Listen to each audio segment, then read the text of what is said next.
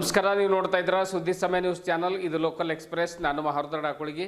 ಮತ್ತೆ ಹೊಸ ಸುದ್ದಿಗಳನ್ನು ತೆಗೆದುಕೊಂಡು ನಾವು ನಿಮ್ಮ ಮುಂದೆ ಬರ್ತಾ ಇದ್ದೀವಿ. ಈ ದಿನದ ಪ್ರಮುಖ ಹೆಡ್ಲೈನ್ಸ್ಗಳನ್ನು ನೋಡ್ಕೊಂಡು ಬರೋಣ.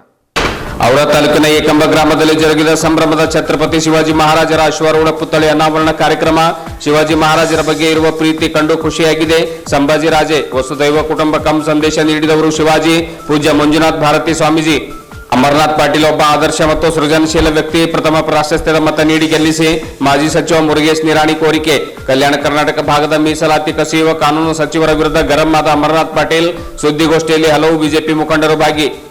ಔರಾ ತಾಲೂಕಿನ ಶೆಂಬಳ್ಳಿ ಗ್ರಾಮದಲ್ಲಿ ಬಾವಿ ಮತ್ತು ಬೋರ್ವೆಲ್ ಇಲ್ಲದೆ ಜೆಜೆಎಂ ಕಾಮಗಾರಿ ಆರಂಭ.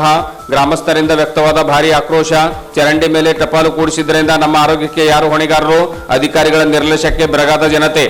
ಮರಾಠ ಸಮುದಾಯವನ್ನು ಟೂಗೆ ಸೇರ್ಪಡೆಗೊಳಿಸುವ ಹೋರಾಟಕ್ಕೆ ನಮ್ಮ ಬೆಂಬಲವಿದೆ. ಶಹಾಜಿ ಮಹಾರಾಜರ ಸ್ಮಾರಕ ಅಭಿವೃದ್ಧಿಗೆ ಶೀಘ್ರವೇ ಸಿಎಂ ಅವರಿಗೆ ಮನವಿ ನೀಡಲಾಗುವುದು.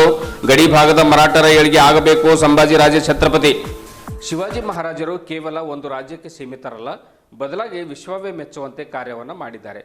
ಮಹಾರಾಷ್ಟ್ರಕ್ಕಿಂತಲೂ ಕರ್ನಾಟಕದಲ್ಲಿ ಶಿವಾಜಿ ಅವರಿಗೆ ಜನರು ಹೆಚ್ಚು ಪ್ರೀತಿಸುತ್ತಾರೆ ಎಂದು ಶಿವಾಜಿ ಮಹಾರಾಜರ 13ನೇ ವಂಶಸ್ಥರಾದ ಸಂಭಾಜಿ ರಾಜೇ ಛತ್ರಪತಿ ತಿಳಿಸಿದರು. ಬೀದರ್ ಜಿಲ್ಲೆಯ ಔರಾ ತಾಲೂಕಿನ ಏಕಂಬ ಗ್ರಾಮದಲ್ಲಿ ಶಿವಾಜಿ ಮಹಾರಾಜರ ಅಶ್ವಾರೂಢ ಪುತ್ಥಳಿಯನ್ನು ಅನಾವರಣಗೊಳಿಸಿ ಅವರು ಮಾತನಾಡಿದರು.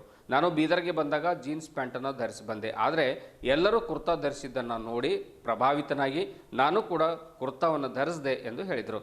ಶಿವಾಜಿ ಮಹಾರಾಜರು ನಮಗೆಲ್ಲ ಆದರ್ಶಪ್ರಾಯರಾಗಿದ್ದಾರೆ. ನನಗೆ ಮಾಡಿದಂಥ ಸನ್ಮಾನ ಶಿವಾಜಿ ಅವರಿಗೆ ಸಲ್ಲುತ್ತದೆ ಎಂದು ಹೇಳಿದರು. ಸ್ವರಾಜ್ಯದ ಕನಸು ಕಂಡಿದ್ದ ಶಿವಾಜಿ ಅವರು ಹೋರಾಡಿ ಅಮರರಾದರು. 350 ವರ್ಷಗಳ ನಂತರವೂ ಕೂಡ ಅವರನ್ನು ಸ್ಮರಿಸುತ್ತಿರುವ ನಾವು ಅವರ ಒಂದು ಮಾರ್ಗದರ್ಶನದಲ್ಲಿ ಸಾಗಬೇಕಾಗಿದೆ ಎಂದು ಸಂಭಾಜಿ ರಾಜೇ ಅವರು ತಿಳಿಸಿದರು. ಏಕಂಬದಲ್ಲಿ ಜರುಗಿದ ಪುತ್ಥಳಿ ಅನಾವರಣ ಕಾರ್ಯಕ್ರಮ ಇದೊಂದು ಅವಿಸ್ಮರಣೀಯ ಸಮಾರಂಭ. ಈ ಗ್ರಾಮಸ್ಥರು ಸ್ವಾಭಿಮಾನಿಗಳಾಗಿ ತಾವೇ ಹಣವನ್ನು ಹೊಂದಿಸಿ ಪುತ್ಥಳಿ ನಿರ್ಮಾಣ ಮಾಡಿದ್ದು ಮಾದರಿ ಎಂದು ರಾಜೇ ಅವರು ಹೇಳಿದರು. ದಿವ್ಯ ಸಾನ್ನಿಧ್ಯ ವಹಿಸಿದ ಪೂಜ್ಯ ಶ್ರೀ ವೇದಾಂತಾಚಾರ್ಯ ಮಂಜುನಾಥ ಭಾರತಿ ಸ್ವಾಮೀಜಿ ಮಾತನಾಡಿ, ವಿಶ್ವವೇ ಒಂದು ಮನೆ, ದೇವರು ನಮಗೆಲ್ಲ ತಂದೆ ಇದ್ದ ಹಾಗೆ. ಹೀಗಾಗಿ ಸರ್ವಧರ್ಮ ಸಮನ್ವಯತೆಯೊಂದಿಗೆ ಶಿವಾಜಿ ಮಹಾರಾಜರು ಸ್ವರಾಜ್ಯದ ಕಲ್ಪನೆಯೊಂದಿಗೆ ಉತ್ತಮ ಆಡಳಿತವನ್ನ ನೀಡಿ ಹೋಗಿದ್ದಾರೆ. 18 ಒಳಪಂಗಡಗಳನ್ನು ಒಂದುಗೂಡಿಸಿ ವಸುದೈವ ಕುಟುಂಬಕಂ ಸಂದೇಶವನ್ನ ನೀಡಿದ್ದಾರೆ. ಸಮಾಜದಲ್ಲಿ ಐಕ್ಯತೆ ಸಾರಿದ್ದಾರೆ. ಶಿವಾಜಿ ಪರಿವಾರ ಅದೊಂದು ತ್ಯಾಗ ಮತ್ತು ಬಲಿದಾನದ ಪರಿವಾರ. ಅವರ ಸನ್ಮಾರ್ಗದಲ್ಲಿ ನಡೆದ ಅರ್ಥಪೂರ್ಣ ಜೀವನ ಸಾಗಿಸಬೇಕೆಂದು ಸಲಹೆ ನೀಡಿದರು. ಗ್ರಾಮದ ಮುಖಂಡರಾದ ಸತೀಶ್ ವಾಸರೆ ಮತ್ತು ಪೃಥ್ವಿರಾಜ್ ಪಾಟೀಲ್ ಮಾತನಾಡಿದರು. ಇದೇ ವೇಳೆ ಅದ್ಧೂರಿಯಾಗಿ ಡಿಜೆ ಹಾಡಿನೊಂದಿಗೆ ಹಾಗೂ ಬಣ್ಣ ಬಣ್ಣದ ಹೂಗಳ ಅಲಂಕಾರದೊಂದಿಗೆ ಹಾಗೂ ವಿದ್ಯುತ್ ದೀಪಾಲಂಕಾರದ ಮಧ್ಯೆ ಛತ್ರಪತಿ ಶಿವಾಜಿ ಮಹಾರಾಜರ ಅಶ್ವಾರೂಢ ಪುತ್ಥಳಿ ಅನಾವರಣಗೊಳಿಸಲಾಯಿತು. ಮಕ್ಕಳ ಒಂದು ಕೋಲಾಟ ಸಭಿಕರ ಗಮನ ಸೆಳೆಯಿತು. ಯುವಕರು ಡಿಜೆ ಹಾಡಿನ ಮೇಲೆ ಸಾಕಷ್ಟು ಹೆಜ್ಜೆಯನ್ನು ಕೂಡ ಖುಷಿಯಿಂದ ಹಾಕಿದ್ರು. ಕಾರ್ಯಕ್ರಮದಲ್ಲಿ ಕರ್ಣ ರಾಜೇಂದ್ರ ಮಹಾರಾಜ್, ಗ್ರಾಮ ಪಂಚಾಯತ್ ಅಧ್ಯಕ್ಷೆ ಶ್ರೀಮತಿ ತುಳಸಿಬಾಯಿ ಜಾಧವ್, ಅವಿನಾಶ್ ಭಾರತಿ, ಶ್ರೀರಂಗ್ ಪಾಟೀಲ್ ಸೇರಿದಂತೆ ಸಾವಿರಾರು ಜನರು ಕಾರ್ಯಕ್ರಮಕ್ಕೆ ಸಾಕ್ಷಿಯಾದರು. पितामह म्हटल्यासारखं जगाचाच पिता परमात्मा आहे. जगच विश्व एक घर आहे.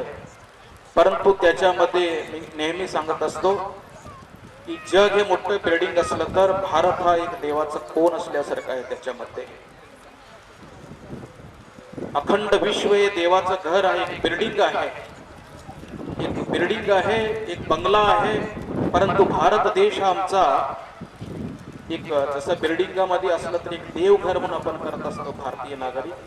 त्या पद्धतीने आमचा भारत देश हा एक देवघर आहे. संपूर्ण बिल्डिंगामध्ये मनुष्य चपली लावून चालत असतो, परंतु देवघरामध्ये चालत नाही. या समस्त विश्वामध्ये समस्त जगत हे अनेक देश जगातले भौतिक दृष्टीनं, आर्थिक दृष्टीनं, अन्य सामाजिक दृष्टीनं जरी श्रीमान असले तरी हा आमचा भारत देश हा आध्यात्मिक दृष्टीनं, सांस्कृतिक दृष्टीनं, नैतिक दृष्टीनं, शीलते दृष्टीनं, चारित्रिक दृष्टीनं, साहित्यिक दृष्टीनं, वैदिक दृष्टीनं अत्यंत श्रीमान देश मानला जातो हा आमचा भारत देश. याला अनेक कारणापैकी एक कारण मुख्य आहे. अशा भारत देशाला छत्रपती शिवाजी महाराज सारखे, बसवादी शरण सारखे, आदिगुरु शंकर सारखे महापुरुष ह्या भारत देशाचा गौरव शिखरावर नेऊन ठेवलेला आहे.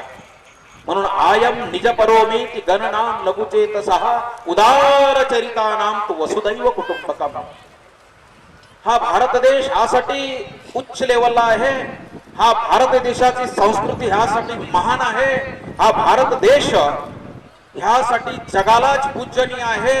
ह्या जगातले महापुरुष कुठल्याही भेदभाव न करता माननीय आपले सरपंच माननीय तुळसाबाई जाधव श्रीरंगराव पाटील यांचं आज प्रबोधन होणार आहे. आज ते प्रमुख वक्ते ते अविनाश भारती आमचे मित्र, आमच्यावर आलेले माधवराव बेउसकर, संतोषराव हंबर्डे, मंगेश कदम, तिरुपती बकुरे आणि त्यांनी मला इथं अगत्याने बोलवलं ते सतीश वासरे, माननीय पृथ्वीराज पाटील, माननीय अक्षय पाटील, माननीय अमित मंगळवे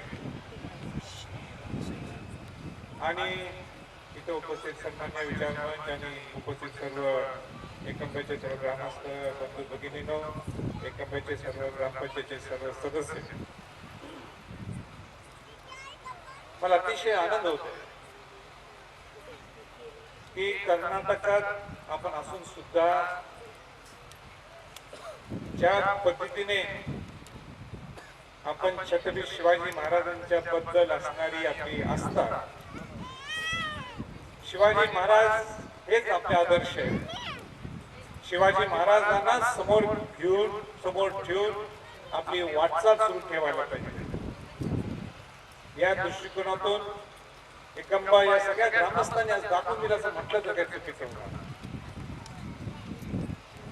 मी आज मुंबईवरला बेंगळूरला आलो, बेंगळूरून इकडे येत असताना बिदर जिल्ह्यात प्रवेश केल्यानंतर त्या पद्धतीने माझं स्वागत केलं गेलं. मला स्वतःलाच लाज वाटली. तर मला कल्पना नव्हती की एवढ्या मोठ्या पद्धतीने सत्कार स्वागत केलं जाईल. मला आपल्याकडून सांगायचं की त्यावेळी जीन पॅन्ट आणि शर्ट घालून आलो होतो. पण स्वागत करत असताना मला स्वतःला वाटलं की आपण कुर्ता पायजामा तर आज घालायला पाहिजे होता. वेश कुठला हा महत्वाचा नसतो, पण माझ्या मनात ते टोचलं.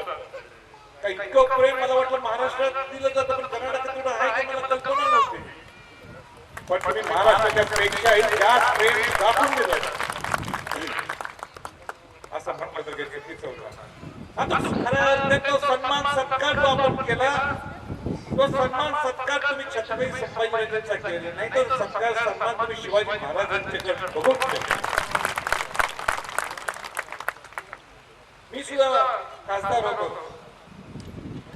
पण मला आनंदाने मला सांगायचं की पृथ्वीराज पाटलांनी आपल्या भाषणात बोलून दाखवलं, सतीशने आपल्या भाषणात बोलून दाखवलं की आम्ही कोणाकडे कुठल्या पुढाऱ्यांच्याकडे गेलो नाही.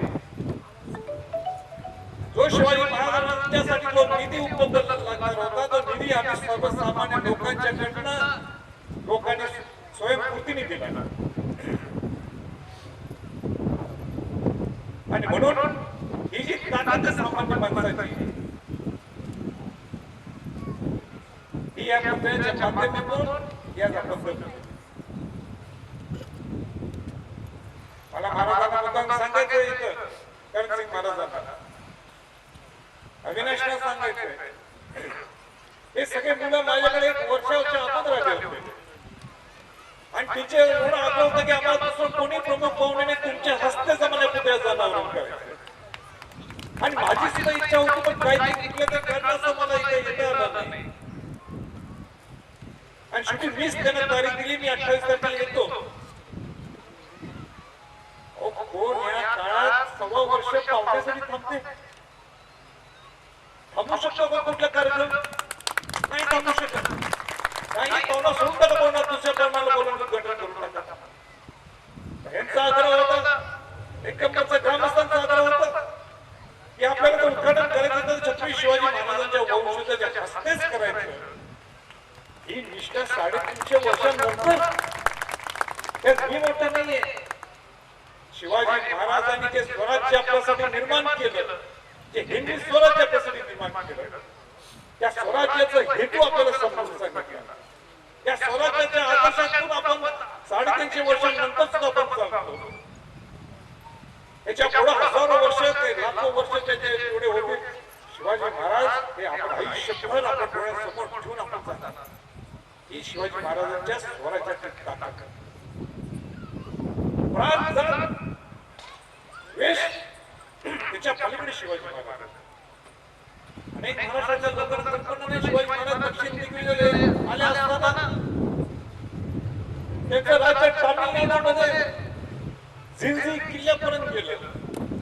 हा झिंझी किल्ला आज इतका भव्य इतका शाबूत आहे.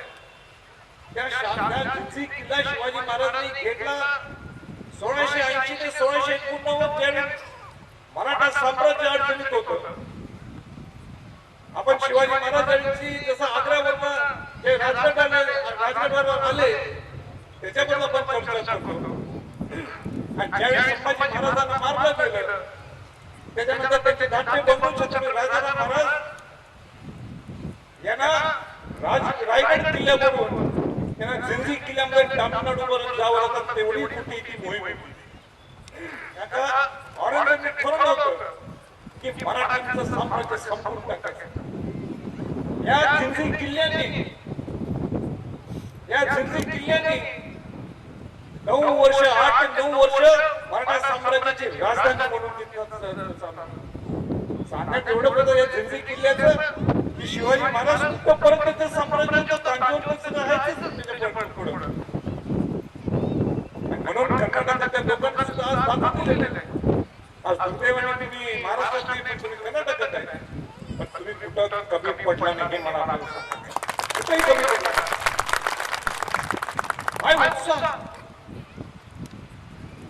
जे मला धक्काबुक्की गेलेले सगळे परिणाम माझे येणारे पोलीस यंत्रणा सुद्धा पोलिस सुद्धा सांगितलं लावच थांबा मला तर आवडा लागली धक्काबुक्की. आणि कोण करते धक्काबुक्की कोण नाही आपल्या जवळ सगळ्यांना काही स्वार्थ असतो. तो कुठला स्वार्थ आहे? एक क्षण संभाजी आणि यानंतर असंच मार्गक्रमण आम्ही करत राहू. नक्कीच आपल्याला मंजुनाथ स्वामीजींचं युवराज छत्रपती संभाजीराजांचं आशीर्वाद आपल्या पाठीमागे असतील हे आशा करतो. आणि अजून एकदा जयघोष देतो. सर्वांनी जरा साथ द्या. छत्रपती शिवाजी महाराज की, छत्रपती शिवाजी महाराज की. एवढं बोलून थांबतो. जय हिंद. बोलवलं माग मदाने माग तुला काय पाहिजे. कारण की छत्रपती शिवराय जेव्हा आग्र्याला होते, आग्र्याच्या कैदेमध्ये होते, त्यावेळेस जीवाची बाजी लावून मदारी मेहतरने त्यांना सही सलामत आग्र्याच्या कैदेतून सोडलं होतं. म्हणून मदारी मेहतरला म्हटलं शिवरायांनी की बाबा माग मदारी माग तुला काय पाहिजे. आता आजचा जो कार्यकर्ता एका राजनेत्याला जर मागितलं असतं तर टीपीचा तिकीट किंवा झडपीचा तिकीट मागितलं असतं. पण मदारी मेहतरने ते मागितलं नाही. राजा मला एकच काम करा. आज तुम्ही सिंहासनावर बसलेला आहात, त्या सिंहासनाला सकाळी आणि संध्याकाळी फडकं मारण्याची आज्ञा द्या राजा. एवढं मदारी मेहतरने सांगितलं. कारण की उदाहरण का देत आहे, आमच्या गावात सुद्धा काही मदारी मेहतर आहे. शामत साहेब अन्सारीच्या माध्यमातून सुद्धा आमच्या गावात मदारी मेहतर आहे. शामत साहेब अन्सारी रोज छत्रपती शिवरायांचं जे वीज आहे, लाईट आहे, ते बंद आणि चालू करतात. त्यासाठी असे मावळे छत्रपती शिवरायांचे आमच्या गावात सुद्धा आहेत. मी जास्त वेळ न घेता आटोक्यात येतो आणि छत्रपती ಸುಮಾರು 41 ಕ್ಷೇತ್ರಗಳಲ್ಲಿ ಹಾಗೂ 5 ಲೋಕಸಭಾ ಕ್ಷೇತ್ರಗಳಲ್ಲಿ ವಿಧಾನ ಪರಿಷತ್ ಈಶಾನ್ಯ ಪದವೀಧರ ಮತಕ್ಷೇತ್ರದ ಚುನಾವಣೆಯಲ್ಲಿ ಬಿಜೆಪಿ ಅಭ್ಯರ್ಥಿ ಅಮರನಾಥ್ ಪಾಟೀಲರ ಬಗ್ಗೆ ಉತ್ತಮ ಪ್ರತಿಕ್ರಿಯೆ ಇದೆ. ಅವರು ಒಬ್ಬ ಸೃಜನಶೀಲ ಹಾಗೂ ಆದರ್ಶ ವ್ಯಕ್ತಿಯಾಗಿದ್ದಾರೆ ಎಂದು ಮಾಜಿ ಸಚಿವರಾಗಿರುವಂತಹ ಮುರುಗೇಶ್ ನಿರಾಣಿ ತಿಳಿಸಿದರು. ನಗರದ ಪತ್ರಿಕಾ ಭವನದಲ್ಲಿ ಜರುಗಿದ ಸುದ್ದಿಗೋಷ್ಠಿಯನ್ನು ಉದ್ದೇಶಿಸಿ ಮಾತನಾಡಿರುವಂತಹ ಅವರು 371J ಜಾರಿಗಾಗಿ ಅಮರನಾಥ್ ಪಾಟೀಲ್ ಅವರು ಸಾಕಷ್ಟು ಹೋರಾಟವನ್ನು ಮಾಡಿಕೊಂಡು ಬಂದಿದ್ದಾರೆ. ಕಲ್ಯಾಣ ಕರ್ನಾಟಕ ಭಾಗದ ಅಭಿವೃದ್ಧಿಗಾಗಿ ಒಂದು ಸದನದ ಬಾವಿಗಿಳಿದು ಹೋರಾಟ ಕೂಡ ಅವರು ಮಾಡಿದ್ದಾರೆ. ಅವರನ್ನು ಆರಿಸಿ ತನ್ನಿ ಎಂದು ಹೇಳಿದರು. 1 ವರ್ಷದಿಂದ ರಾಜ್ಯದ ಕಾಂಗ್ರೆಸ್ ಸರ್ಕಾರ ಅಭಿವೃದ್ಧಿ ಕಡೆಗಣಿಸಿದೆ. ಭೂಮಿ ಪೂಜೆ ಇಲ್ಲ, ಶಂಕುಸ್ಥಾಪನೆ ಇಲ್ಲ, ಉದ್ಘಾಟನೆ ಅಂತೂ ಮೊದಲೇ ಇಲ್ಲ. ಸ್ವತಃ ಕಾಂಗ್ರೆಸ್ ಶಾಸಕರೇ ನಮಗೆ ಅನುದಾನವನ್ನು ಸಿಗ್ತಾ ಇಲ್ಲ ಅನ್ನುವಂಥ ಅಸಮಾಧಾನವನ್ನು ಹೊರಹಾಕ್ತಾ ಇದ್ದಾರೆ ಎಂದರಲ್ಲದೆ ಉತ್ತಮ ಗುಣಮಟ್ಟ ಬಿತ್ತನೆ ಬೀಜಗಳನ್ನು ಸರ್ಕಾರ ರೈತರಿಗೆ ಒದಗಿಸಬೇಕೆಂದು ಸರ್ಕಾರಕ್ಕೆ ಆಗ್ರಹಿಸಿದರು. ಕೇಂದ್ರ ಸಚಿವ ಭಗವಂತ ಖೂಬಾ ಅವರು ಈ ಸಂದರ್ಭದಲ್ಲಿ ಮಾತನಾಡ್ತಾ, ರಾಜ್ಯ ಸರ್ಕಾರಕ್ಕೆ ಬುದ್ಧಿ ಇದ್ದರೆ ಕೇಂದ್ರದ ಕಡೆಗೆ ಬೊಟ್ಟು ಮಾಡುವುದನ್ನು ಮೊದಲು ನಿಲ್ಲಿಸಬೇಕು. ಸರ್ವ ಜನಾಂಗದ ಶಾಂತಿಯ ತೋಟ ಎಂದು ಕರೆಯುವವರು ಅಲ್ಪಸಂಖ್ಯಾತರ ಓಲೈಕೆ ಮತ್ತು ತುಷ್ಟೀಕರಣ ನೀತಿಯನ್ನು ಅನುಸರಿಸ್ತಾ ಇದ್ದಾರೆ. SC/ST ಅನುದಾನವನ್ನು ಕಸಿದುಕೊಂಡಿದ್ದಾರೆ. ಸರ್ಕಾರದ ಕೆಟ್ಟ ನೀತಿ ಮತ್ತು ಸಂಸ್ಕೃತಿಗೆ ಇತಿಶ್ರೀ ಹಾಡಲು ಅಮರನಾಥ್ ಪಾಟೀಲರಿಗೆ ಗೆಲ್ಲಿಸಿ ಎಂದರಲ್ಲದೆ ಲೂಟಿ ಮಾಡಲು ಬಿತ್ತನೆ ಬೀಜದ ಮೇಲೆ ಹೆಚ್ಚು ಸರ್ಕಾರ ಮಾಡಿದೆ. ಬಾಂಬ್ ಇವರೇ ಹಾಕಿಸ್ತಾರೆ, ಕೊಲೆ ಇವರೇ ಮಾಡಿಸ್ತಾರೆ. ಅದನ್ನು ಕೇಂದ್ರದ CBIಗೆ ತನಿಖೆಗಾಗಿ ಮಾತ್ರ ಕೊಡೋದಿಲ್ಲ. ಬೇರೆ ವಿಷಯದಲ್ಲಿ ಮಾತ್ರ ಕೇಂದ್ರದ ಮೇಲೆ ಗೂಬೆ ಕೂಡಿಸುವಂಥ ಕಾರ್ಯ ರಾಜ್ಯದ ಕಾಂಗ್ರೆಸ್ ಸರ್ಕಾರ ಮಾಡ್ತಾ ಇದೆ ಎಂದು ಆರೋಪಿಸಿದರು. ಅಭ್ಯರ್ಥಿ ಅಮರನಾಥ್ ಪಾಟೀಲ್ ಅವರು ಮಾತನಾಡ್ತಾ 371J ಮೀಸಲಾತಿಯಲ್ಲಿ ಯಾವುದೇ ನೇಮಕಾತಿ ನಡೀತಾ ಇಲ್ಲ. ಈ ಭಾಗಕ್ಕೆ ಅನುದಾನ ಬಂದರೂ ಕೂಡ ಅಭಿವೃದ್ಧಿ ಮಾತ್ರ ಶೂನ್ಯ. ಬದಲಾಗಿ ಕಾನೂನು ಸಚಿವರು HK ಪಾಟೀಲ್ ಅವರು ಕಲ್ಯಾಣ ಕರ್ನಾಟಕ ಭಾಗದ 371J ಮೀಸಲಾತಿ ತೆಗೆದುಹಾಕುವಂತೆ ಪತ್ರ ಬರೆದಿದ್ದಾರೆ ಎಂದು ಆರೋಪಿಸಿದರು. ಹೀಗಾಗಿ ಕಲ್ಯಾಣ ಕರ್ನಾಟಕ ಭಾಗದ ಅಭಿವೃದ್ಧಿ ಕುಂಠಿತಗೊಳಿಸುವ ಹುನ್ನಾರ ರಾಜ್ಯ ಸರ್ಕಾರ ನಿರಂತರವಾಗಿ ಮಾಡ್ಕೊಂಡು ಬರ್ತಾ ಇದೆ. ಆದರೂ ಕೂಡ ಈ ಭಾಗದ ಗಟ್ಟಿ ಧ್ವನಿಯಾಗಿ ಸದನದಲ್ಲಿ ನಾನು ಮಾತನಾಡುವೆ. ಹೀಗಾಗಿ ನನಗೆ ಮೊದಲ ಪ್ರಾಶಸ್ತ್ಯದ ಮತವನ್ನು ನೀಡಿ ಆರಿಸಿ ತರಬೇಕೆಂದು ಕೋರುತ್ತೇನೆ ಎಂದು ಹೇಳಿದರು. ಇದೇ ವೇಳೆ ಮಾಜಿ ಸ್ಪೀಕರ್ ರಘುನಾಥರಾವ್ ಮಲ್ಕಾಪುರೆ, ಬಿಜೆಪಿ ಜಿಲ್ಲಾಧ್ಯಕ್ಷ ಸೋಮನಾಥ್ ಪಾಟೀಲ್, ಮಾಜಿ ಬುಡಾ ಅಧ್ಯಕ್ಷ ಬಾಬುವಾಲಿ, ರೇವಣಸಿದ್ದಪ್ಪ ಜಲಾದೆ, ಶ್ರೀನಿವಾಸ್ ಚೌಧರಿ ಸೇರಿದಂತೆ ಅನೇಕರು ಉಪಸ್ಥಿತರಿದ್ದರು. ಎಲ್ಲ ಪತ್ರಕರ್ತ ಸ್ನೇಹಿತರಿಂದ ಮತ್ತೊಮ್ಮೆ ಸ್ವಾಗತ ಮಾಡ್ತಾ, ಇವತ್ತು ಕಲ್ಯಾಣ ಕರ್ನಾಟಕದ ಈಶಾನ್ಯ ಪದವೀಧರ ಮತಕ್ಷೇತ್ರದ ಚುನಾವಣೆ ಬರುವ 3ನೇ ತಾರೀಕಿನ ದಿವಸ ನಡೀತಾ ಇರುವಂಥದ್ದು. ಈ ಚುನಾವಣೆ 41 ತಾಲೂಕುಗಳನ್ನು ಒಳಗೊಂಡು ಈ ಚುನಾವಣೆಗೆ ಭಾರತೀಯ ಜನತಾ ಪಾರ್ಟಿಯ ಅಧಿಕೃತ ಅಭ್ಯರ್ಥಿಯಾಗಿ ಮಾನ್ಯ ಶ್ರೀ ಅಮರನಾಥ್ ಪಾಟೀಲ್ ಜಿ ಅವರನ್ನ 2ನೇ ಬಾರಿಗೆ ನಮ್ಮ ಪಕ್ಷ ಸ್ಪರ್ಧೆಗಿಳಿಸಿದೆ. ಈ ಭಾಗ ವಿಧಾನ ಪರಿಷತ್ತಿಗೆ, ಅದರಲ್ಲಿ ವಿಶೇಷವಾಗಿ ಪದವೀಧರ ಮತಕ್ಷೇತ್ರಕ್ಕೆ ಯಾವತ್ತೂ ಸಹಿತ ಕಲ್ಯಾಣ ಕರ್ನಾಟಕ ಹಿಂದಿನಿಂದಲೂ ಸಹಿತ ಆಶೀರ್ವಾದ ಮಾಡ್ತಾ ಬಂದಿದ್ದಾರೆ. ಹಿಂದೆ ಡಾಕ್ಟರ್ ತಂಗಾಜಿ ಅವರು ಇರ್ಬೋದು, ಡಾಕ್ಟರ್ ಬಸವರಾಜ ಪಾಟೀಲ್ ಸೇಡಂಜಿ ಮಸ್ಕಿ ಅವರು, ಹಿಂದೆ 2012ರಿಂದ 2018ರವರೆಗೆ ಅಮರನಾಥ್ ಪಾಟೀಲ್ ಅವರು, ಮತ್ತೆ ಈ ಬಾರಿ ಅಮರನಾಥ್ ಪಾಟೀಲ್ ಅವರು ಸ್ಪರ್ಧೆಯನ್ನು ಮಾಡ್ತಾ ಇದ್ದಾರೆ. ಅಮರನಾಥ್ ಪಾಟೀಲ್ ಜಿ ಅವ್ರ ಬಗ್ಗೆ ಜಾಸ್ತಿ ಹೇಳುವಂಥದ್ದಿಲ್ಲ. ತಾವು ಬಹಳ ಹತ್ತಿರದಿಂದ ಗೊತ್ತಿರುವಂಥವ್ರು, ಒಬ್ಬ ಆದರ್ಶ ಸೃಜನಶೀಲ ಕಟ್ಟಕಡೆಯ ಮನುಷ್ಯನಿಗೆ ಒಂದು ನ್ಯಾಯ ಕೊಡಿಸ್ಬೇಕನ್ನುವಂಥ ಮತ್ತು ಈ ಭಾಗಕ್ಕೆ 370J ಇರ್ಬೋದು, ಬೇರೆ ಬೇರೆ ಹೋರಾಟದಲ್ಲಿ ಭಾಗವಹಿಸಿ ವಿಧಾನಸಭೆಯ ಒಳಗಡೆ ಹೊರಗಡೆ ಒಂದು ಧರಣಿಯನ್ನು ಮಾಡೋದ್ರ ಮುಖಾಂತರ ನ್ಯಾಯವನ್ನು ಕೊಟ್ಟಿರುವಂಥವರು ಅಮರನಾಥ್ ಪಾಟೀಲ್ ಅವರು. ಅಂಥವರು ಈ ಭಾಗದ ಅಭಿವೃದ್ಧಿಗೋಸ್ಕರವಾಗಿ ವಿಧಾನ ಪರಿಷತ್ತಿನಲ್ಲಿ ಮತ್ತೊಮ್ಮೆ ಅವರಿರುವಂಥದ್ದು ಬಹಳ ಸೂಕ್ತ ಅನ್ನುವಂಥ ನಿಟ್ಟಿನಲ್ಲಿ ಅವರನ್ನು ಗುರುತಿಸಿ ಪಕ್ಷ ಟಿಕೆಟ್ ಕೊಟ್ಟಿದೆ. ನಿಮ್ಮ ಮುಖಾಂತರ ನಾನು ಪದವೀಧರ ಮತದಾರ ಬಾಂಧವರಲ್ಲಿ ವಿನಂತಿಯನ್ನು ಮಾಡ್ತೇನೆ, ಅತಿ ಹೆಚ್ಚು ಮತಗಳ ಅಂತರದಿಂದ ಇವತ್ತು ಅದಕ್ಕೆ ಸಂಬಂಧಪಟ್ಟಂತ ಮಂತ್ರಿಗಳು ಕೂಡಲೇ ರಾಜೀನಾಮೆಯನ್ನು ಕೊಡಬೇಕು ಮತ್ತು ಇದಕ್ಕೆ ಒಬ್ಬ ಹೈಕೋರ್ಟ್ ಜಡ್ಜ್ ಅವರ ಕಡೆಯಿಂದ ಅಥವಾ ಒಂದು ಉನ್ನತ ಮಟ್ಟದ ತನಿಖಾ ತಂಡದಿಂದ ಅದನ್ನು ತನಿಖೆಯನ್ನು ಮಾಡಿಸಿ ತಪ್ಪಿತಸ್ಥರ ವಿರುದ್ಧ ಒಂದು ಕ್ರಮವನ್ನು ಕೈಗೊಳ್ಳಬೇಕು. ಈಗಾಗಲೇ ಅದು ಡೆತ್ ನೋಟ್ದಲ್ಲಿ ಅದರಲ್ಲಿ ವಿವರವಾಗಿರುವಂಥದ್ದನ್ನು ಸಹಿತ ಅವರು ಬರೆದಿರುವಂಥದ್ದಿದೆ. ಅದರಲ್ಲಿ ಮಂತ್ರಿಗಳ ಹೆಸರಿರ್ಬೋದು ಅಥವಾ ಬೇರೆ ಬೇರೆ 3 ಜನ ಅನ್ನುವಂಥದ್ದನ್ನು ಭಾಳ ಸ್ಪಷ್ಟವಾಗಿ ಹೇಳಿರುವಂಥದ್ದಿದೆ.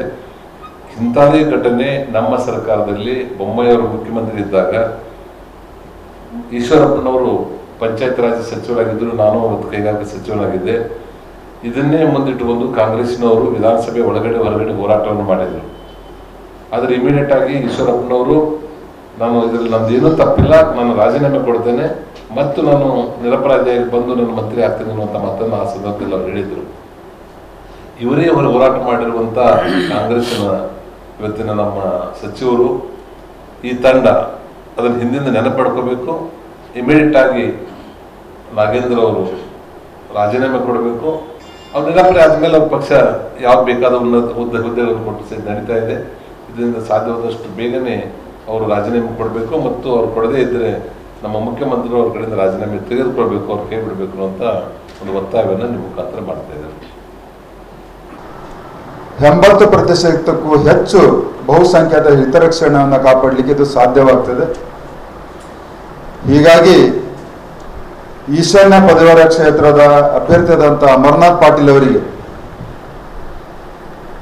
ತಮ್ಮ ಪ್ರಥಮ ಪ್ರಾಶಸ್ತ್ಯ ಕ್ರಮ ಸಂಖ್ಯೆ 1 ತಮ್ಮ ಅಮೂಲ್ಯವಾದಂಥ ಮತವನ್ನು ಕೊಟ್ಟು ಈಗಾಗಲೇ ಕರ್ನಾಟಕದಲ್ಲಿ 6 ವಿಧಾನ ಪರಿಷತ್ತಿನ ಸೀಟ್ಗಳಲ್ಲಿ JDS ಮತ್ತು BJP ಸೇರಿ ನಾವು ಚುನಾವಣೆಯನ್ನು ಎದುರಿಸ್ತಾ ಇದ್ದೀವಿ. ಒಳ್ಳೆ ರೀತಿಯಲ್ಲಿ ನಮಗೆ ಜನರ ಸಪೋರ್ಟನ್ನು ಸಿಗ್ತಾ ಇದೆ. ಈಗ ಈ ಕ್ಷೇತ್ರದಲ್ಲಿ ಕೂಡ ಈಗಾಗಲೇ ಒಂದು 6 ವರ್ಷಗಳ ಕಾಲ ಮೊದಲಿನ ಅವಧಿಯಲ್ಲಿ ತುಂಬ ಚೆನ್ನಾಗಿ ನಮ್ಮ ಅಮರನಾಥ್ ಪಾಟೀಲ್ ಅವರು ಸೇವೆಯನ್ನು ಮಾಡಿದ್ದಾರೆ. ಪಕ್ಷ ಮತ್ತೊಮ್ಮೆ ಅವಕಾಶ ಮಾಡಿಕೊಟ್ಟಿದೆ. ಹೀಗಾಗಿ ಈ ಪದವೀಧರ ಕ್ಷೇತ್ರದ ಮತದಾರರು ಖಂಡಿತವಾಗಿಯೂ ಭಾರತೀಯ ಜನತಾ ಪಕ್ಷದ ಅಭ್ಯರ್ಥಿಯಾದಂಥ ಅಮರನಾಥ್ ಪಾಟೀಲ್ಗೆ ಕೊಡ್ತೀರಿ ಅನ್ನೋದು ವಿಶ್ವಾಸವನ್ನು ಇದೆ ಬಂಧುಗಳು. ಇವತ್ತು ಕರ್ನಾಟಕದಲ್ಲಿ ಈ ಸರ್ಕಾರದ ಕೆಟ್ಟ ನೀತಿಗಳಿಗೆ, ಕೆಟ್ಟ ಸಂಸ್ಕೃತಿಗೆ ಇತಿ ಹಾಡಬೇಕಾದ್ರೆ ಮತ್ತೊಮ್ಮೆ ಪದವೀಧರ ಕ್ಷೇತ್ರದ ಮತದಾರರಿಗೆ ಅವಕಾಶ ಇದೆ. ಈ ಅವಕಾಶದ ಸದ್ಬಳಕೆಯನ್ನು ಮಾಡಿಕೊಂಡು ಅಮರನಾಥ್ ಪಾಟೀಲ್ ಅವರನ್ನು ಗೆಲ್ಲಿಸಬೇಕನ್ನುವಂಥದ್ದನ್ನು ಮತದಾರರಿಗೆ ವಿನಂತಿಯನ್ನು ಮಾಡ್ಕೊಳ್ತೇನೆ. ಧನ್ಯವಾದಗಳು.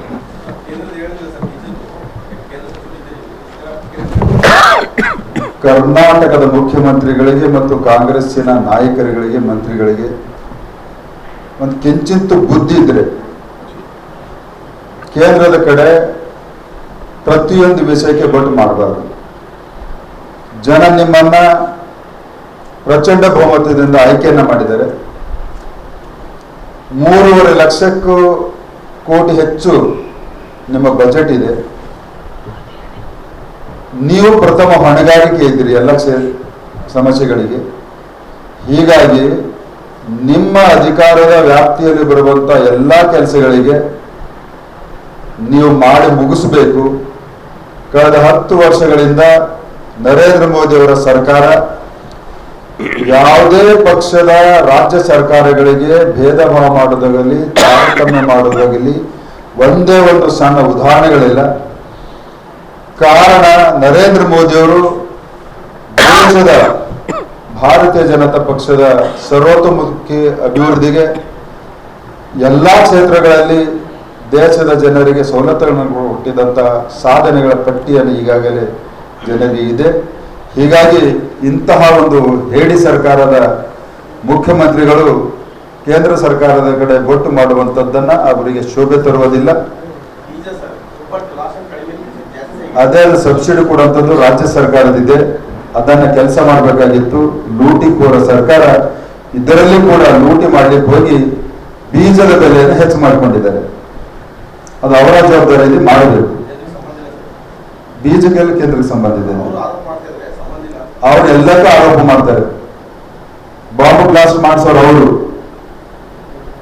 ನಾವು CBI ಕೊಡೋದ್ರೆ ಕೊಡೋದಿಲ್ಲ. ಕೊಲೆ ಮಾಡಿಸೋರು ಅವರು. CBIಗೆ ಕೊಡೋದ್ರೆ ಕೊಡೋದಿಲ್ಲ. ಅನೇಕ ಹರಗಳನ್ನ ಮಾಡ್ತಾರೆ, ಕೊಡಿ CBIಗೆ ಅಂದ್ರೆ ಕೊಡೋದಿಲ್ಲ. ಅದಕ್ಕೆ ಯಾಕೆ ಕೊಡೋದಿಲ್ಲ ಅವರ ಹೊಣೆಗಾರಿಕೆಯನ್ನು? ಅಲ್ಲಿ ಕೂಡ ಅವರ ನೈತಿಕತೆ ಇರಬೇಕಲ್ಲ, ಹೊಣೆಗಾರಿಕೆಯನ್ನು ಕೇಂದ್ರ ಸರ್ಕಾರಕ್ಕೆ ಕೊಡಬೇಕು ಅಂತ. ಕೊಟ್ಟಿದ್ದಾರೆ 1 ವರ್ಷದಲ್ಲಿ.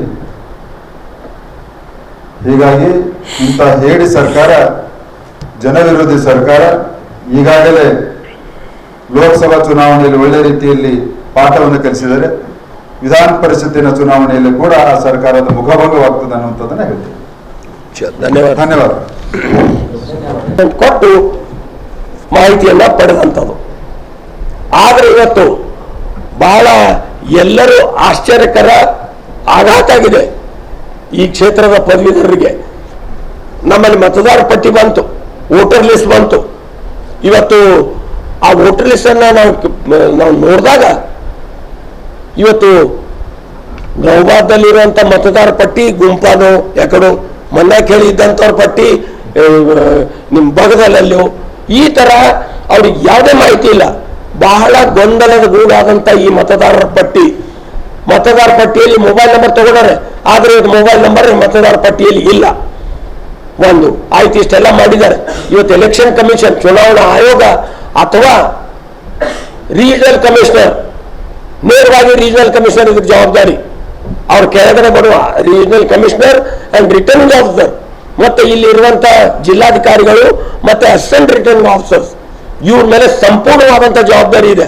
ಇವತ್ತು ಪೂರ್ತಿ ಗೊಂದಲದ ಗೂಡು ಮಾಡಿದಂತ ಯಾರಾದ್ರೂ ಕಾರಣಕರ್ತರು ಇದಾರಪ್ಪ ಅಂತಂದ್ರೆ ಇದು ಎಲೆಕ್ಷನ್ ಕಮಿಷನ್ ಮತ್ತೆ ಈ ರೀಜನಲ್ ಕಮಿಷನರ್ ಅನ್ನುವಂಥ ಮಾತನ್ನ ನಾನು ಈ ಸಂದರ್ಭದಲ್ಲಿ ಹೇಳಕ್ ಬಯಸ್ತೇನೆ.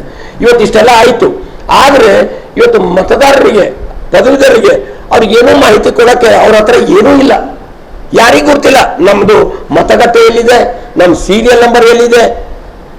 ಇವತ್ತು ಒಂದು ಬೂತ್ ಇಲ್ಲಿ ಅದಪ್ಪ ಅಂತ ನಿಮ್ಮಲ್ಲಿ ಮತದಾರರ ಪಟ್ಟಿ ಆ ಬುಕ್ ಅನ್ನ ನೋಡಿದ್ರೆ ನೀವು ಅದ್ರ ಹಿಂದಿಂದು ಮುಂದಿಂದು ನೂರಾರು ಸಾವಿರಾರು ಪುಟಗಳನ್ನ ತಿರುಗಿ ಹಾಕಬೇಕಾಗಿದೆ.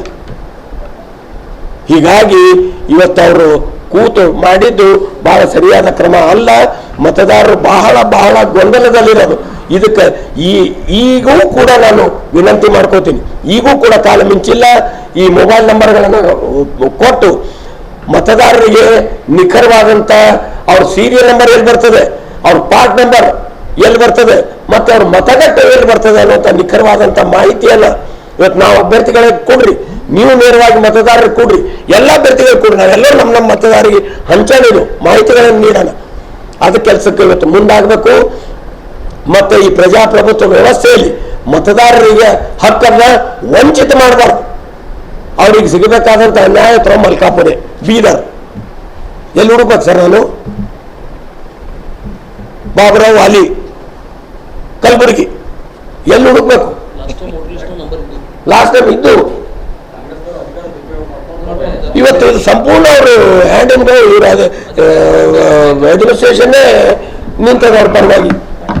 ಏನೇ ಇರಲಿ, ಇವತ್ತು ಅಟ್ಲೀಸ್ಟ್ ಮತದಾರರಿಗೆ ಅದರ ಮಾಹಿತಿ ಕೊಡ್ರಿ. ಹೀಗಾಗಿ ಬಹಳ ಮತದಾರರು ಎಚ್ಚರಿಕೆಯಿಂದ ಇರಬೇಕು. ಇದರಿಂದ ಬಹಳ ಹುನ್ನಾರಿದೆ. ಹೀಗಾಗಿ ಈ ಕ್ಷೇತ್ರದ ಪಾವಿತ್ರ್ಯತೆಯನ್ನ ಕಾಪಾಡಬೇಕನ್ನುವಂತ ಒಂದು ಮಾತನ್ನ ನಾನು ಹೇಳ್ತಾ, ಇವತ್ತು ಯಾವುದೇ ಇಂಥ ಗೊಂದಲಗಳಿಗೆ ಆಶೆ ಆಮಿಷಕ್ಕೆ ಒಳಪಡದೇ ಈ ಕ್ಷೇತ್ರದ ಒಂದು ಘನತೆ, ನಮ್ಮ ನಿರುದ್ಯೋಗಿ ಪದವೀಧರ ಮುಂದಿನ ಭವಿಷ್ಯತ್ತಿಗಾಗಿ, ನಮ್ಮ ಶಿಕ್ಷಕರ ಏಳಿಗೆಗಾಗಿ ಇವತ್ತು ಈ ಕ್ಷೇತ್ರದ ಪಾವಿತ್ರ್ಯತೆಯನ್ನು ಕಾಪಾಡಬೇಕು ಅನ್ನುವಂಥ ವಿನಂತಿಯನ್ನು ತಮ್ಮ ಮೂಲಕ ಮಾಡಿಕೊಂಡು ನನ್ನ ಮಾತಿಗೆ ವಿರಾಮ ಕೊಡ್ತೀನಿ. ಧನ್ಯವಾದಗಳು. ಔರಾದ್ ತಾಲೂಕಿನ ಶೆಂಬಳ್ಳಿ ಗ್ರಾಮ ಪಂಚಾಯಿತಿಯಲ್ಲಿ ಇಂಥದೊಂದು ಘಟನೆ ನಡೆದಿದ್ದು, ಪ್ರಾಥಮಿಕ ಹಂತದಲ್ಲಿ ಜಲಜೀವನ್ ಮಿಷನ್ ನೀರು ಸರಬರಾಜು ಮಾಡುವಾಗ ಮೊದಲು ಕೊಳವೆ ಬಾವಿಯನ್ನು ತೋಡಬೇಕು ಅಥವಾ ಬೋರ್ವೆಲ್ ಅನ್ನು ವ್ಯವಸ್ಥೆ ಮಾಡಬೇಕು. ನಂತರ ಮನೆ ಮನೆಗೆ ನೀರು ಸರಬರಾಜು ಮಾಡುವಂತಹ ಪ್ರಕ್ರಿಯೆ ನಡೆಯುತ್ತದೆ. ಆದರೆ ಶೆಂಬಳ್ಳಿ ಗ್ರಾಮದಲ್ಲಿ, ಔರಾದ್ ತಾಲೂಕಿನ ಶೆಂಬಳ್ಳಿ ಗ್ರಾಮದಲ್ಲಿ ಕೊಳವೆ ಬಾವಿಯಾಗಲಿ ಬೋರ್ವೆಲ್ ಆಗಲಿ ಕೊರೆಯದೆ ಮನೆಗೆ ನೀರಿನ ಪೈಪ್ಲೈನ್ ಅನ್ನು ಮಾಡಲಾಗಿದೆ. ಈ ಒಂದು ಪೈಪ್ಲೈನ್ ಕೂಡ ರಸ್ತೆಯ ಬದಿಯಲ್ಲಿ ನಾಲೆ ಮೇಲೆ ಮಾಡಿರೋದು ಜನರ ಆಕ್ರೋಶಕ್ಕೆ ಕಾರಣವಾಗಿದೆ. ಅಲ್ಲದೆ ಅಧಿಕಾರಿಗಳ ನಿರ್ಲಕ್ಷ್ಯತನ ಇದರಲ್ಲಿ ಎದ್ದು ತೋರ್ತಾ ಇದೆ ಎಂದು ಗ್ರಾಮದ ಮುಖಂಡರು ತಮ್ಮ ಆಕ್ರೋಶವನ್ನು ಹೊರಹಾಕಿದ್ದಾರೆ. ನೀರಿನ ಪೈಪ್ಲೈನ್ ಚರಂಡಿಯ ಮೇಲೆ ಮಾಡಿದ್ದು, ಒಂದು ವೇಳೆ ನೀರು ಬಂದರೆ ನಮಗೆ ಚರಂಡಿಯ ನೀರೇ ಗತಿ. ಇದರಿಂದ ಅನೇಕ ಸಾಂಕ್ರಾಮಿಕ ರೋಗಗಳು ಹರಡಿ ಗ್ರಾಮಸ್ಥರು ಅಸ್ವಸ್ಥಗೊಳ್ಳುವ ಪರಿಸ್ಥಿತಿ ಎದುರಾಗಬಹುದೆಂದು ಆಕ್ರೋಶವನ್ನು ವ್ಯಕ್ತಪಡಿಸ್ತಾ ಇದ್ದಾರೆ. ಚರಂಡಿಯ ಮೇಲೆ ನೀರಿನ ಟಪಾಲು ಕೂಡಿಸಿದ್ದು ಎಷ್ಟರ ಮಟ್ಟಿಗೆ ಸರಿ? ಅಲ್ಲದೆ ಸಿಸಿ ರಸ್ತೆಗಳು ಕೂಡ ಇದರಿಂದ ಹಾಳಾಗಿವೆ. ಚರಂಡಿಯ ನೀರು ಒಬ್ಬರ ಮನೆಯಿಂದ ಮತ್ತೊಬ್ಬರ ಮನೆಗೆ ಹರಿದು ಬರುವುದು ಗ್ರಾಮಸ್ಥರ ಆಕ್ರೋಶಕ್ಕೆ ಕಾರಣವಾಗಿದೆ. ನಮ್ಮ ಆರೋಗ್ಯ ಹದಗೆಟ್ಟರೆ ಇದಕ್ಕೆ ಯಾವ ಅಧಿಕಾರಿಗಳು ಹೊಣೆಗಾರರು ಎಂದು ಗ್ರಾಮಸ್ಥರು ತಮ್ಮ ಅಳಲನ್ನು ನಮ್ಮ ಸುದ್ದಿವಾಹಿನಿಯೊಂದಿಗೆ ತೋಡ್ಕೊಂಡಿದ್ದಾರೆ. ಇದಕ್ಕೆ ನ್ಯಾಯ ಕೊಡಬೇಕಾಗಿ ಮೇಲಧಿಕಾರಿಗಳಿಗೆ ಮನವಿ ಕೂಡ ಮಾಡಿಕೊಂಡಿದ್ದಾರೆ. ಇದೇ ಸಂದರ್ಭದಲ್ಲಿ ಗ್ರಾಮದ ಮುಖ್ಯಸ್ಥರುಗಳಾಗಿರುವಂತಹ ಗಣಪತಿ ವಾಸರೆ, ABVPಯ ಅಶೋಕ್ ಶೆಂಬಳ್ಳಿ, ಹನುಮಂತ ಮಡಿಕೆ, ಅಶೋಕ್ ದೇಶ್ಮುಖ್, ಕಾಮಶೆಟ್ಟಿ ರತ್ನಾಳೆ ಇನ್ನಿತರ ಗ್ರಾಮದ ಹಿರಿಯರು ಉಪಸ್ಥಿತರಿದ್ದರು. ಇವತ್ತು ಶೆಂಬಳ್ಳಿ ಗ್ರಾಮದಲ್ಲಿ GGM ವರ್ಕ್ ನಡೀತಾ ಇದೆ. ಬಹಳಷ್ಟು ಕಳಪೆ ಕಾಮಗಾರಿ ಆಗ್ಯದ. ಯಾಕಂತಂದ್ರೆ ಇವತ್ತು ಓಪನೇಲು ಮಾಡಬೇಕಾಗಿತ್ತು, ಅವರು ತೆರೆದ ಬಾಯಿ ಹೊಡಿಬೇಕಾಗಿತ್ತು. ಆದರೂ ಕೂಡ ಹೊಡೆಯಲೇನೆ ಕಾಮಗಾರಿ ಚಾಲೂ ಮಾಡಿ ಎಲ್ಲೋ ಒಂದು ಕಡೆ ಇವತ್ತು ಸಾರ್ವಜನಿಕರು, ಇವತ್ತು ಹಿರಿಯರೆಲ್ಲ ಆ ಗಾರಿ ತೆಗಿನ ಗುಂಡಿಗಳು, ಇವತ್ತು ಮಾಮೂಲದಲ್ಲಿ ಗುಂಡಿಗಳು ಬಿದ್ದವ. ಕೂಡಲೇ ಸಂಬಂಧಪಟ್ಟಂಥ ಅಧಿಕಾರಿಗಳು ಇದ್ರ ಬಗ್ಗೆ ಸೂಕ್ತವಾದಂಥ ಕ್ರಮ ತಗೊಂಡು ಯಾರು ತಪ್ಪಿಸ್ತಾರ ಗುತ್ತಿದಾರಗಳ ಮೇಲೆ ಕ್ರಮ ತಗೋಬೇಕಂತೇಳಿ ಇವತ್ತಿನ ಸಂದರ್ಭದಲ್ಲಿ ನಾನು ಆಗ್ರಹಪಡಿಸ್ತೀನಿ. ಒಂದು ವೇಳೆ ಇದೇ ರೀತಿ ಅವ್ರು ಮುಂದುವರೆದರೆ, ಯಾಕಂದ್ರೆ ಸಾಕಷ್ಟು ಇಲ್ಲಿ ಕಳಪೆ ಮತ್ತು ರೇತಿ ಮತ್ತು ಇದು ಹಾಕಬೇಕಾಗಿತ್ತು, ಯಾವುದೂ ಹಾಕಿಲ್ಲ. ಅದ್ರ ಕಡೆಯಿಂದ ಸೂಕ್ತ ತನಿಖೆ ಆಗ್ಬೇಕಂತೇಳಿ ಇವತ್ತಿನ ಸಂದರ್ಭದಲ್ಲಿ ನಾನು ಆಗ್ರಹ ಪಡಿಸ್ತೀನಿ. ಪೈಪ್ಗಳೆಲ್ಲ ಈಗ ಏನು ಪೈಪ್ಲೈನ್ ಮಾಡ್ಲತ್ತಾರಲ್ಲ, ಅವು ನೀರು ತುಂಬ ಅವೇನು ಮನೆ ಕುಡ್ಸ್ಲತ್ತಾರ, ರೋಡ್ ಮೇಲೆ ಕುಡ್ಸ್ಲತ್ತಾರ? ರೋಡಿ ಮೇಲೆ ಕೊಡ್ಲತ್ತಾರ, ನಾಲಿಗೆ ಹತ್ತಿ ಯಾನು ಇದೇನು ಡ್ರೈನ್ ಅದಿತ್ತು ನೋಡ್ರಿ, ಆ ಡ್ರೈನ್ ಮೇಲೆ ಕೂಡ್ಸಿ ನಡ್ದ್ರಿ ಅವರು. ಮನೆ ಕುಡ್ಸ್ಬೇಕು. ಮನೆ ಕೂಡ್ಸಿಲ್ಲ ಅಂತಂದ್ರೆ ನಮಗೆ ಪೈಪ್ ಇಟ್ಟೆ ಎಳೆವ, ನಾವು ಇಟ್ಟೆ ಕುಡಿಸ್ತೇವಲ್ಲ. ನಿಮ್ಮ ಹೆಸರು ಸರ್? ನನ್ನ ಹೆಸರು ಅಶೋಕ್ ಶಂಬಳಿ. ಇವತ್ತಿನ ದಿವಸ ನಮ್ಮ ಊರಲ್ಲಿ ಜೆಜೆಮ್ ಕೆಲಸ ನಡೆದಿದೆ, ಕಳಪೆ ಕಾಮಗಾರಿ ನಡೆದಿದೆ ಸಂಪೂರ್ಣವಾಗಿ. ಯಾಕಂತಂದ್ರೆ ಅವ್ರ ಮೊಟ್ಟ ಮೊದಲು ಓಪನ್ ವೆಲ್ ತೆರೆದ ಬಾಯಿ ಮಾಡಿಸ್ಬೇಕು ಶಂಬಳಿ ಗ್ರಾಮದಲ್ಲಿ. ಅದಾದ ನಂತರ ಪೈಪ್ಲೈನ್ ಸ್ಟಾರ್ಟ್ ಮಾಡ್ಬೇಕು. ಇವ್ರು ಉಲ್ಟಾ ಮಾಡ್ಲತ್ತಾರ. ಉಲ್ಟಾ ಹೆಂಗಂತಂದ್ರೆ ಈಗ ಪೈಪ್ ಹಾಕ್ಲತ್ತಾರ. ಎಷ್ಟು 1 ಫೀಟ್ ಮೇಲೆ ಅದಕ್ಕೆ ಕೆಳಗೆ 3 ಫೀಟ್ ಹೊಡೆಯೋದು ರೂಲ್ಸ್ ಅದ ಆ್ಯಕ್ಷನ್ ಪ್ಲ್ಯಾನ್ದಾಗ. ಅವ್ರು ಏನು ಮಾಡ್ಲತ್ತಾರ, 1 ಫೀಟ್ ಪೈಪ್ ಕಾಮಗಾರಿ ಮಾಡ್ಲತ್ತಾರ, ಸಂಪೂರ್ಣ ಕಾಮಗಾರಿ. ಮತ್ತು ಅದು ಸ್ಟಾರ್ಟ್ ಮಾಡ್ಯಾರ, ಗಾರಿ ಹಂಗೆ ಇಟ್ಟಾರ. ಅದ್ರಾಗ ನಮ್ಮ ಹಿರುಗಳು, ನಮ್ಮ ಅಜ್ಜಿಯಂದರು, ನಮ್ಮ ತಾತಂದರು ಅದರ ಬಿದ್ದು ಎಷ್ಟೋ ಮಂದಿ ಕೈಕಾಲು ಕೆಲಸ ಮಾಡಿಕೊಡಲೇವು. ಆಯ್ತು, ಟ್ಯಾಂಕಿ ಅವ ಸರ್, ಟ್ಯಾಂಕಿಗೆ ರಿಪೇರ್ ಅದ, ರಿಪೇರ್ ಮಾಡಿಲ್ಲ. ಈಗ ಅವ್ರು ನೀರು ಪೈಪ್ಲೈನ್ ಕಲೆಕ್ಷನ್ ಕೊಡ್ತಾರತ್ತಾರ, ಏನು ಕ್ಯಾರಿ ಕೊಡ್ತಾರೋ, ಏನು ಯಾವ್ದಾರ ಹಳ್ಳ ಕೊಡ್ತಾರೋ. ಟ್ಯಾಂಕಿ ಆಲ್ರೆಡಿ ಹೊಸ ಟ್ಯಾಂಕಿ ಮಾಡಿಸ್ಬೇಕು ಸರ್. ಇಲ್ಲಿ ನಮ್ಮ ಎಸ್ ಸಿ ಓಣಿದಾಗಾರ ಒಟ್ಟು ಟ್ಯಾಂಕಿಗಳೇ ಇಲ್ಲ. ಎಸ್ ಸಿ ಓಣಿಯಾಗಾರ ಕುಡಿಯೋ ನೀರೇ ಇಲ್ಲ. ಭಾಳ ತ್ರಾಸ ಅದ ನಮ್ಮ ಮಂದಿಗೆ. ಸರ್ ನಿಮ್ಮ ಹೆಸರು? Ganapatrao Vasudev Shambedi sir. Thank you. ಒಳ್ಳೆ ರೀತಿಯಿಂದ ನಮ್ಮ ಶೆಮ್ಮಳಿ ಗ್ರಾಮ ಪಂಚಾಯತ್ದಾಗ ಆಗಲ್ಲ ಉಂಟದ. ಮೇಲಿಂದು ಅವರು ಫಸ್ಟು ಬಾಯಿದು ಕೆದರಿ ಬಾಯಿ ಎಲ್ಲ ರೆಡಿ ಮಾಡ್ಕೊಂಡು, ಮತ್ತು ಅಲ್ಲಿಂದ ಪೈಪ್ಲೈನ್ ಎಲ್ಲಿ ವಾಟರ್ ಟ್ಯಾಂಕ್ ಅದ ಅಲ್ಲಿ ತಂದು ಮತ್ತು ಅವರೆಲ್ಲ ಮಾಡಬೇಕಾಗಿತ್ತು. ಅದು ಎಲ್ಲ ಬಾಯಿ ಎಲ್ಲ ಕೆದರಲ್ದೇ, ಮತ್ತು ಏನು ಪೈಪ್ಲೈನ್ ಮಾಡಲ್ದೇ ಸೀದಾ ಊರು ತುಂಬ ಎಲ್ಲ ಪ್ರತಿಯೊಂದು ಗಲ್ಲಿಗೆ ರೋಡಿಗೆ ಒಟ್ಟು ಡ್ಯಾಮೇಜ್ ಮಾಡ್ಯಾರ. ಒಳ್ಳೆ ರೋಡ್ ಇದ್ದಿಂದೆಲ್ಲ ಖರಾಬ್ ಮಾಡ್ಯಾರ. ಮತ್ತು ಮಂದಿಗೆ ಯಾರಿಗೆ ಭೀ ತಿರ್ಗ್ಲಕ್ಕೆ ಬರಲ್ಲ ಉಂಟದ. ಮತ್ತೇನಂತಂದ್ರೆ ಪೈಪ್ಲೈನ್ ಮಾಡ್ಯಾರ, ಯಾವುದೋ ಒಂದು ಗೇಣಿಗೆ ಅದ, ಯಾವುದು ಒಂದು ಚಂಪುಕಿ ಅದ. ಭಾಳ ಅನ್ಯಾಯವಾಗಿ ಇಲ್ಲಿ ಕೆಲಸ ಆಗ್ಲತ್ತದ ನಮ್ಮ ಗ್ರಾಮ ಪಂಚಾಯತ್ ಲೆವೆಲ್ದಾಗ, ನಮ್ಮ ಶೆಮ್ಮಳಿದಾಗ. ದಯವಿಟ್ಟು ಇದಕ್ಕೆ ಏನದ ಇದಕ್ಕೆ ಪರಿಶೀಲನೆ ಮಾಡಿರಿ. ಮತ್ತೇನಂತಂದ್ರೆ ಭಾಳ ಕೆಲಸ ಒಂದು ಭೀ ಕರೆಕ್ಟ್ ಆಗಲ್ಲ ಉಂಟದ. ಎಲ್ಲ ಕಡೆ ರೋಡ್ ಎಲ್ಲ ಡ್ಯಾಮೇಜ್ ಮಾಡಕ್ಕೆ ಭಾಳ ನಮಗೆ ತಿರ್ಗಲಕ್ಕ. ಇವತ್ತು ಇಲ್ಲಿ ನಮ್ಮ ಗಲ್ಲಿದಾಗ ಒಂದು ಮ್ಯಾರೇಜ್ ಅದ ರೀ, ಅಲ್ಲಿ ಪೂರ ಕೆದರಕ್ಯಾರ, ಒಬ್ರಿಗೆ ತಿರ್ಗಲಕ್ಕೆ ಬರೋ ಉಂಟದ, ಹೊಟ್ಟೆ ತಿರ್ಗಲಕ್ಕೆ ಬರೋ ಉಂಟದ. ಅಲ್ಲಿ ನಂಟ್ರಿಗೆ ಕೂಡಕ್ಕೆ ಬರೋ ಪೈಪ್ಲೈನ್ ಪೂರ ಎಲ್ಲ ಮತ್ತು ಪೂರ ತೆಗೆದು ಮತ್ತು ರಿಪ್ಲೈ ಮಾಡಬೇಕು. ಮತ್ತು ಒಳಗೆ ಕಂಕರ್ ಅಲ್ದೇ ಉಸುಬು ಹಾಕಬೇಕು. ಉಸುಬು ಹಾಕಿ ಮೇಲೆ ಕಂಕರ್ ಹಾಕ್ಬೇಕು. ಕಂಕರಿನಿಂದ ಅದಕ್ಕೆ ಪ್ಲಾಸ್ಟರ್ ಮಾಡಬೇಕು. ಇವ್ರು ಏನಿಲ್ಲ, ಸೀದಾ ಪೈಪಿನ ಮೇಲೆ ಬೂದಿ ಹಾಕ್ಲತ್ತಾರ, ಮುಚ್ಚಲತ್ತಾರ, ನಡ್ದಾರ. ಬೂದಿ ಹಾಕ್ಯಾವ್ರಿ ನೋಡ್ರಿ. ಕೆಲ ತೋರಿಸ್ತಾಳ್ರಿ. ಈಗ ನಾ ಮುಂಜಾನೆ ಈಗ ಇವನಿಗೆ ಬೈದಿದ ಇದೇ ಸರ್. ಇದಕ್ಕೆ ಸಂಬಂಧಪಟ್ಟಿನ ಅಧಿಕಾರಿಗಳು ಇಲ್ಲಿಗೆ ಬರಬೇಕು. ನಮ್ಮ ಕರ್ನಾಟಕದಲ್ಲಿರುವ ಶಹಾಜಿ ಮಹಾರಾಜರ ಸಮಾಧಿ ಸ್ಥಳ ಸ್ಮಾರಕವಾಗಿ ಅಭಿವೃದ್ಧಿಯಾಗಬೇಕು. ಹಲವು ವರ್ಷಗಳಿಂದ ಮರಾಠರು 2Aಗೆ ಒಂದು ಸೇರ್ಪಡೆಯಾಗಬೇಕು ಎನ್ನುವಂತಹ ಹೋರಾಟಕ್ಕೆ ನನ್ನ ಬೆಂಬಲವಿದೆ. ಹಾಗಾಗಿ ಮರಾಠರು ಮಾತ್ರವಲ್ಲ, ಅಲ್ಪಸಂಖ್ಯಾತರಿಗೆ ಯಾವುದೇ ಸರ್ಕಾರ ಇರಲಿ ನ್ಯಾಯ ಒದಗಿಸಿಕೊಡಬೇಕು. ಅದು ಅವರ ಕರ್ತವ್ಯ ಕೂಡ ಹೌದು ಎಂದು ಸಂಭಾಜಿ ರಾಜೇ ಛತ್ರಪತಿ ಹೇಳಿದರು. ಔರಾ ತಾಲೂಕಿನ ಏಕಂಬಾದಲ್ಲಿ ಜರುಗಿದ ಶಿವಾಜಿ ಮಹಾರಾಜರ ಅಶ್ವಾರೂಢ ಪುತ್ಥಳಿ ಲೋಕಾರ್ಪಣೆ ಬಳಿಕ ಸುದ್ದಿಗಾರರೊಂದಿಗೆ ಮಾತನಾಡಿರುವಂತಹ ಅವರು, ಸಂಭಾಜಿ ಅಂದರೆ ಶಹಾಜಿ ಸಮಾಧಿ ಉತ್ತಮ ಸ್ಮಾರಕವಾಗಲಿ ಎಂದು ಈ ಹಿಂದೆ ಕರ್ನಾಟಕ ಸರ್ಕಾರಕ್ಕೆ ಮನವಿ ಕೂಡ ಸಲ್ಲಿಸಿದೆ. ಇನ್ನು ಮುಂದೆಯೂ ಕೂಡ ಮನವಿ ಸಲ್ಲಿಸುವೆ ಎಂದು ಹೇಳಿದರು. ಶಹಾಜಿ ಮಹಾರಾಜರ ಒಂದು ಸ್ವರಾಜ್ಯದ ಸಂಕಲ್ಪವನ್ನು ಶಿವಾಜಿ ಮಹಾರಾಜರು ತಮ್ಮ ಜೀವನದಲ್ಲಿ ಅಳವಡಿಸಿಕೊಂಡಿದ್ದರು. ಹಾಗಾಗಿ ಇಂದಿನ ಕಾರ್ಯಕ್ರಮ ನೋಡಿ ನನಗೆ ಅತ್ಯಂತ ಖುಷಿಯಾಗಿದೆ. ಶಿವಾಜಿಯವರ ಬಗ್ಗೆ ಇರುವಂತಹ ಇಲ್ಲಿನ ಪ್ರೀತಿಗೆ ನಾನು ಮೂಕ ವಿಸ್ಮಿತನಾದೆ ಎಂದು ಹೇಳಿದರು. स्वागत करता हूँ। फर्स्ट बोल तो छत्रपति शिवाजी महाराज के जो पिताजी थे, उनका यहीं देहांत हो गया, यहीं समाधि है। उसके समाधि के लिए उसके जो अभी जो यहाँ पे ये चल रहा है, बोले तो उसको सुशोभीकरण करने के लिए कर्नाटक सरकार के लिए कुछ आप डिमांड वगैरह किए क्या? छत्रपति शिवाजी राजे जो समाधि मैंने पिछले बार भी सरकार को दरखास्त की थी कि उनका समाधि एक इतना अच्छा स्मारक होना चाहिए कि देश के नहीं अपने जग के सब लोग शाहजी राजे को अभिवादन करने के लिए आना चाहिए। मैं फिर आपको सबको दरख्वास्त करता हूँ, मैं सरकार को दरख्वास्त करता हूँ, मैं भी उनसे मिलने वाला हूँ मुख्यमंत्री से, कि शाहजी महाराज की समाधि इतनी भव्यता से यहाँ होनी चाहिए कि महाराष्ट्र के लोग भी हो या देश के लोग हो, ये सब शाहजी राजे को अभिवादन करना चाहिए, क्योंकि शाहजी राजे ही शिवाजी महाराज के एक उनका ही संकल्प था कि स्वराज्य स्थापित होना चाहिए। और फिर उन्होंने जिजाऊ महासाहब को जो जवाब दी और शिवाजी महाराज ने वो स्वराज्य स्थापन किया था। तो उसका मेन संकल्प जो जिसने स्वराज्य का लाया था वो छत्रपति शाहजी राजे थे। नहीं, इससे पहले आप कर्नाटक सरकार को जब भी बीजेपी रहने दो, कांग्रेस सरकार रहने दो, उसको पहले मैंने जब समाधि पे अभिवादन में करीबन 7 साल पहले मैं गया था, तो उससे मैंने सरकार से दरख्वास्त की थी।